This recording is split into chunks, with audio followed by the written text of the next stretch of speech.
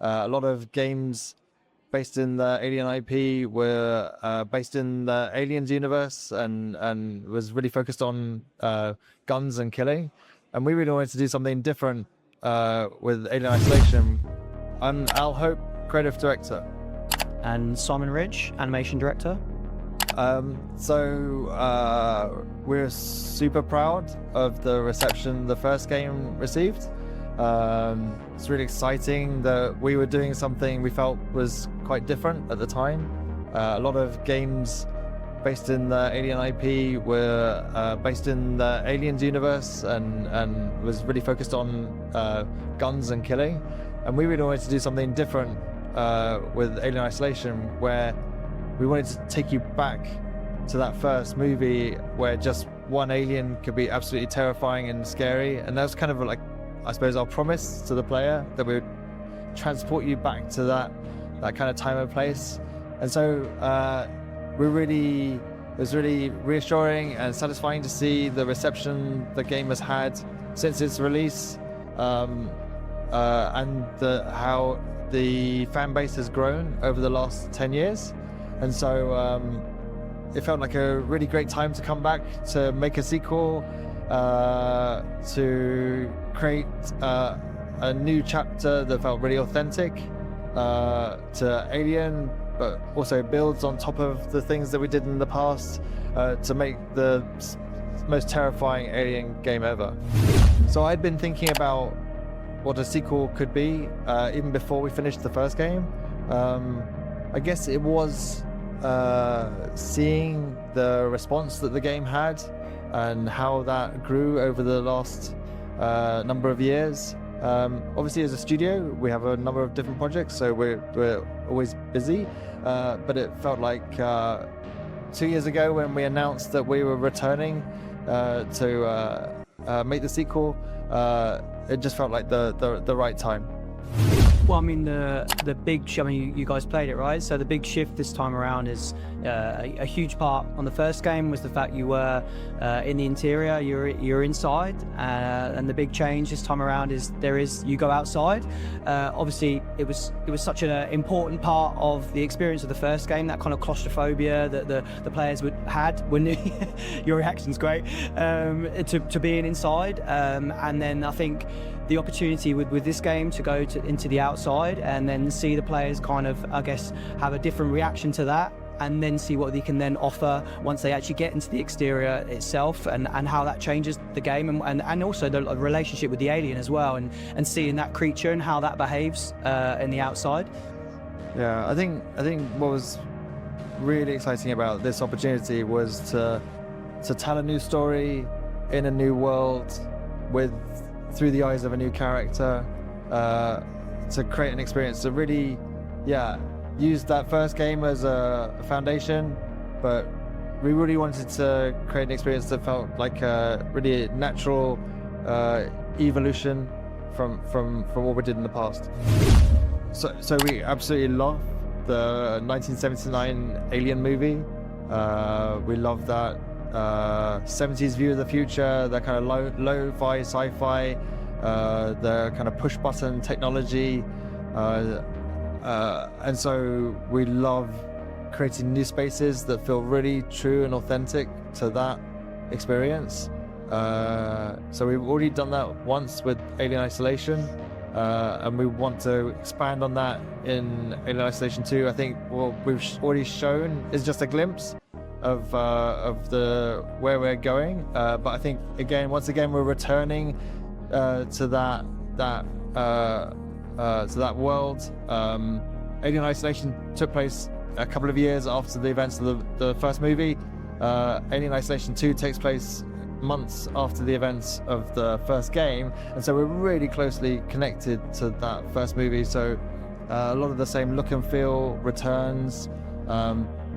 And yeah, absolutely, it's about immersion and atmosphere. It's about the lighting, the sound, really sucking the player into the experience so that when the alien grabs them, they have a emotional reaction. Yeah, I mean, there's just a huge effort, I think, to just maintain immersion constantly. It's so important to the team, and we've spoken about it before around like how important it is that all the things are in place when we're making the game to actually really kind of gauge that experience. The goal first time around with the first game, and the same now as well, is just to for the player to be in a position where they're never really seeing it as a game, that they are completely engaged and locked in. And from our perspective, like of animation, it's about the characters themselves giving a believable performance, so that you are just within that moment and never stepping out of it. And I think that I guess that kind of almost adds to the horror, because you're kind of just constantly on, basically. Obviously, given some time has passed, technology has advanced, and it sounds very obvious, but I mean, fidelity is a very sort of important thing, I think, to target straight away.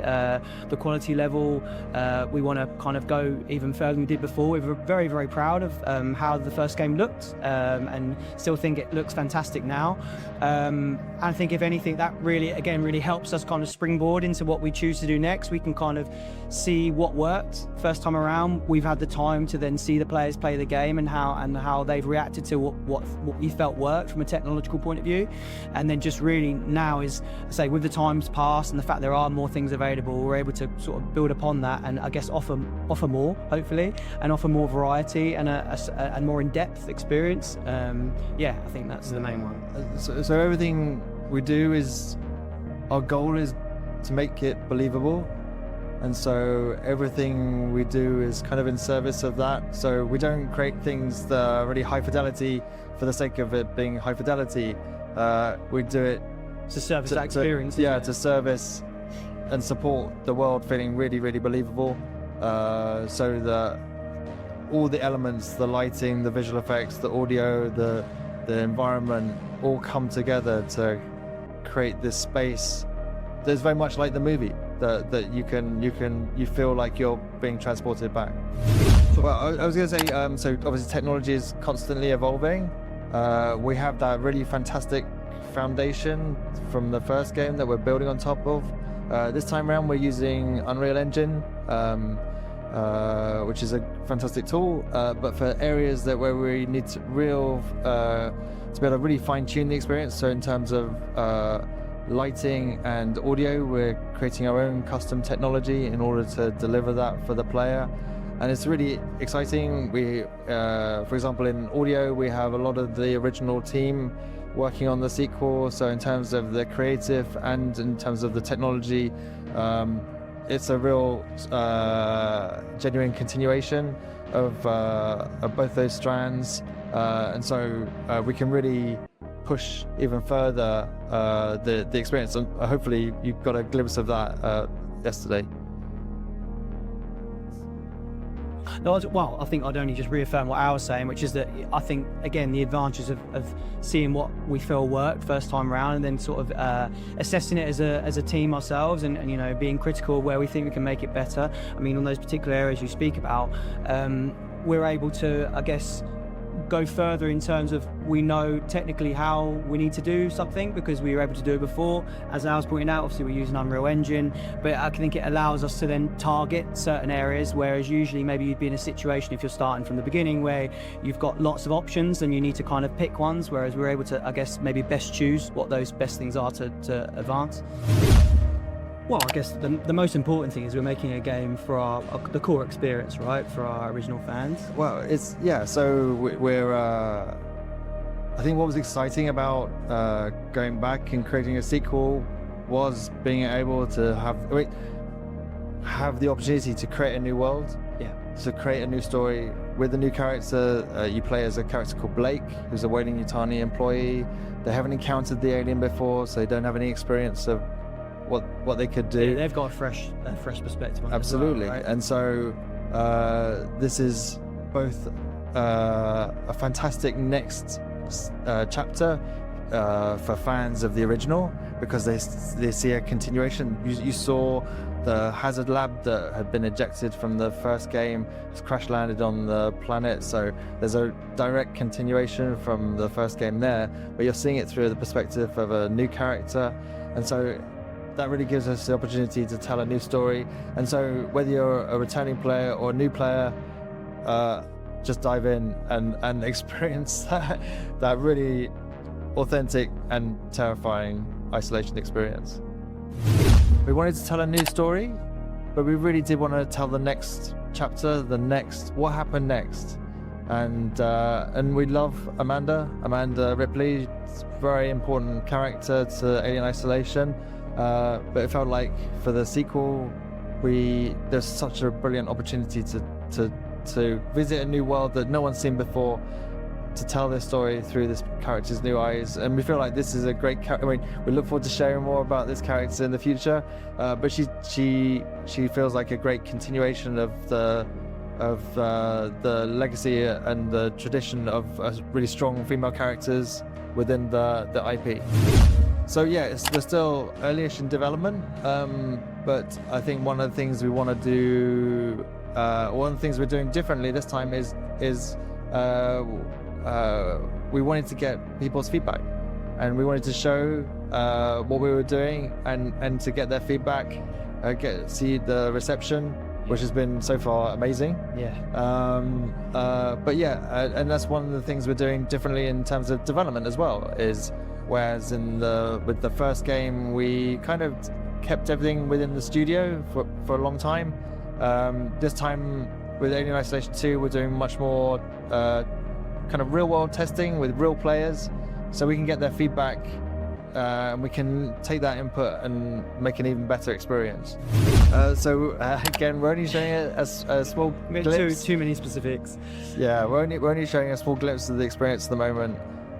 For us right now, it's super exciting to show and share that we're incorporating the exterior. So we have the familiar interior spaces that Simon was talking about, where you feel trapped and claustrophobic. That's very reminiscent of the first game, where the player really would like to get outside.